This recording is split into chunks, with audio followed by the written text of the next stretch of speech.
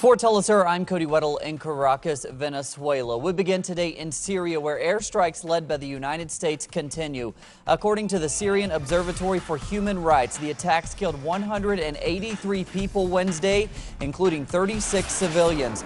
Early Thursday morning, jets bombed several positions in northern Syria, including oil refineries seized by the Islamic State. The Netherlands, Belgium, and the United Kingdom are expected to soon join the coalition.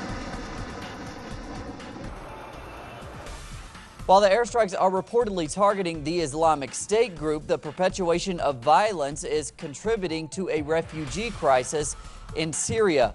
Over 3 years of civil war between the government of Syrian President Bashar al-Assad and militant groups has displaced over half of Syria's population. The UN High Commission for Refugees has warned that 140,000 refugees have already fled the country. Many are going to neighboring Turkey. Latin American leaders took to the podium yesterday in New York City at the 69th gathering of the United Nations General Assembly.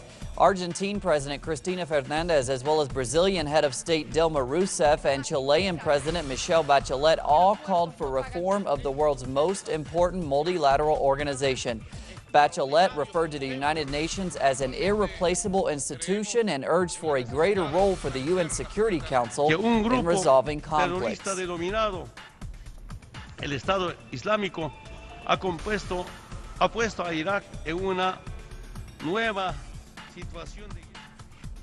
Also in Latin American news, delegates from the Colombian government and the FARC guerrilla group are continuing peace talks to end 50 years of armed conflict. In hopes of enhancing the transparency of the talks, both sides agreed yesterday to release documents outlining the progress of the dialogue.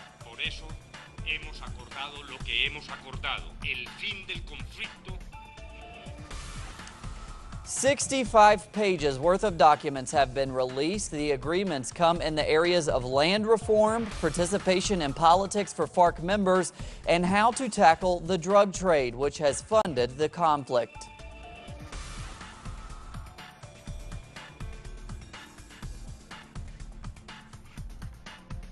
Puerto Rican musical performer Eduardo Cabral has been nominated for 10 Latin American Grammys, while his band Calle 13 is up for 9 awards. Calle 13 is nominated in the category of Album of the Year for its disc Multiviral. Respira el Momento is up for Record of the Year. Ojos Color Sol is nominated for Song of the Year. The 15th annual Latin American Grammy Awards are scheduled to air from the MGM Grand Garden Arena on Thursday, November 20th. In world news, Ukrainian President Petro Poroshenko announced today that Ukraine is readying itself for EU membership in 6 years. This comes as NATO troops are carrying out training missions with Ukrainian soldiers. Originally formed after World War II, the NATO alliance was conceived to counter the perceived threat of Soviet Russia. Rehashing this narrative, NATO is accusing Russia of arming separatists in eastern Ukraine, something which Russia denies. The crisis in Ukraine was also a topic of discussion at the UN yesterday, where Russian Foreign Minister Sergei Lavrov bluntly said the United States should let Ukrainians resolve their own country's politics. The loss of any civilian lives as a result of strikes. Just 1 day after UN Secretary General Ban Ki-moon announced a comprehensive review of UN peacekeeping missions, feedback came from one of the UN's largest active deployments. The police commissioner of the UN mission in the Central African Republic says they plan to have a more permanent presence in the capital, where most of the country's population lives. The International Criminal Court announced yesterday that it will conduct an investigation into over 5,000 people who have died there since December last year. Strikes against the targets in... And to Gaza now, where fishermen have spoke out about effects of the ongoing Israeli blockade of their waters, as well as the more recent devastation caused by Israel's 50-day offensive. Since 2006, an Israeli blockade has forbidden fishermen from sailing more than 6 nautical miles from shore, where most of the fish are found. The UN has reported that the number of Gazan fishermen has diminished from 10,000 before the blockade to just 3,500. The fishermen are hoping that the latest round of talks between Israel and Palestine will establish a larger zone, as 84% of them are reliant on UN subsidies to survive as fishermen.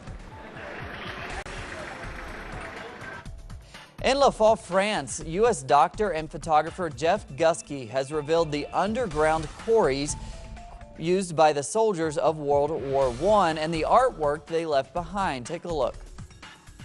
You feel the hand of the person that made this. You know, it adds a human dimension to World War I that makes 100 years seem like a day. These quarries beneath the battlefields of World War I are Jeff Guskey's obsession. This American doctor, turning into a photographer, is fascinated by the artwork left behind by the Allied soldiers, from intricate sculptures carved in the rock walls to their names etched in a pen. Up to 1,000 men lived for weeks at a time in this quarry in Picardy, as they waited to be sent to the front line. Most of the artwork reveals their optimism, their belief in God, their patriotism, their love for women, but some of the sculptures reveal much darker fears. I believe it's a psychological portrait showing the demon within. Here's a young American soldier coming to the Western Front, having to potentially kill other people. But he hopes his photographs will touch many more people online, providing a direct link with the young man who fought and died in one of the bloodiest wars of human history. And you can find more on those stories and others at our website, telesurtv.net/English. For teleSUR English, I'm Cody Weddle.